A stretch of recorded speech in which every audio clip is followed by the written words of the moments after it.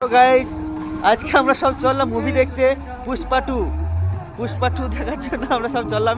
এই যে অটো করে চললাম। অটো ড্রাইভার হাই কর।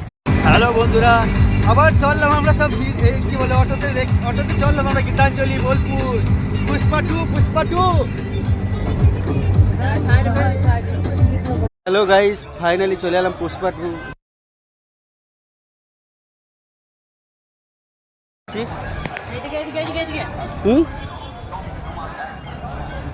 ফ্রেন্ডস, আমরা আবার এই নতুন ভিডিও দেখে চলে এলাম। আজকে ফিল্ম দেখে চললাম বাড়ি।